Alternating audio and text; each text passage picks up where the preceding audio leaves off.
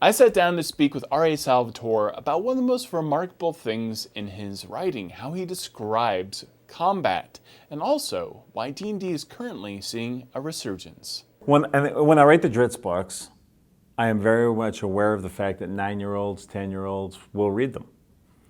And that doesn't mean I don't make them full of action, there's blood, there's whatever, but you tend to pull the curtain a little earlier on the scene.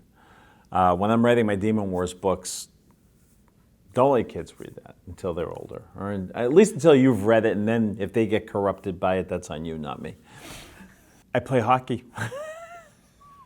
I played hockey my whole life, and I guess maybe that's why Dritz has curved swords. No, I play hockey, and I grew up watching sports. I love sports. I will still put on Torval and Dean doing an ice dance to the bolero, because the way the human body moves mesmerizes me. I'll watch yoga videos and things like that. Just the way the human body moves, Tai Chi, yoga, martial arts, whatever. And I pay attention to that in sports. And I grew up watching Ali Frazier, in the great boxing matches of the 70s, Foreman and all of that.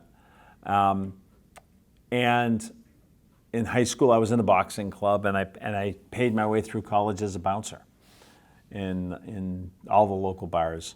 And you learn, and by the way, because I'm a storyteller, I was a really good bouncer because I was able to avoid the fights. The bouncers who got in all the fights did really well, and then they didn't because they were all busted up and hurt. But you learn about balance being the most important part of any type of combat. And so it's basically just paying attention. And then I did some martial arts in the early 80s before my niece said, "You're not doing this anymore." And it meant it. And then when I was writing Demon Wars, and I had the elves who were very, very small in Demon Wars. They're more like fairies than elves. And how are they going to fight against these people and be effective? So I don't know if you ever saw the Liam Neeson movie, Rob Roy. He's got this gigantic claymore, and the little English guy with the rapier is poking holes in him, and he just can't keep up with it. So I signed my kids up for fencing lessons. And while they're on the mat beating the crap out of each other, I'm talking to the instructor and writing down my notes. And that became the Elven Sword Dance in my Demon Wars books. So yes, you have to pay attention. The whole back and forth motion instead of side to side of fencing, the quick retreat, the quick attack, the quick retreat, the quick attack.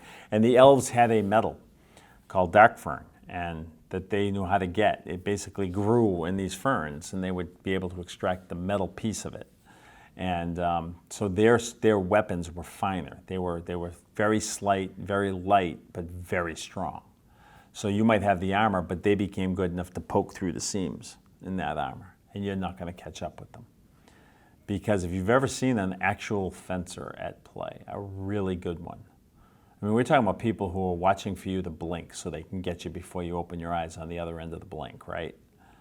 It is phenomenal how quick. I mean, they're vipers. And that's how I do it. That's how I do it. When I'm writing, I'm banging the keys furiously in the fight scenes. I'm seeing it, I'm telling them, I'm writing it, and that's how I want people to read it. I want it to be furious. I want your pulse to be pounding. If it's not, and I guess one of the things for me is I was frustrated because all the fantasy books I was reading, when they get to the best fight scenes, they basically just told you what happened at the end, who survives. Boy, I'm really hurt, that was tough. Why do you think this resurgence is happening now? Because computer games, if you throw pizza at somebody that screws you over in the computer game, you just get your own screen dirty. It's human contact. It's human contact. My D&D games are pizza nights. That's all they are. We get in there, everybody orders their dinner, and we sit there and we spend half the night talking about old D&D stories, and the other half of the night playing. It's a poker night without losing money, except for the money for the food. It's human contact, this idea that you spend your whole day like this with your phone, or your iPad or your computer.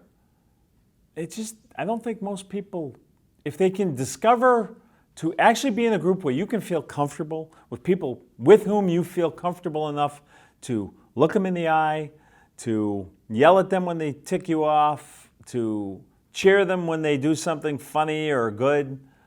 and you're sitting around the table, it's the sitting around the table is what makes it, as opposed to having an avatar in a computer game. And I'm not knocking computer games. I play them too. But I think that D&D is a wonderful balance to the computer game. Are you ever going to be done with Dritz? I thought I was. And he just keeps showing up. I said a long, long time ago, and I still mean it. Am I ever going to be done? Yeah. I eventually, because if nothing else, I'll die. I mean, but I always said as long as I was having fun writing it and people wanted to read it, those are the metrics. I'm still having fun.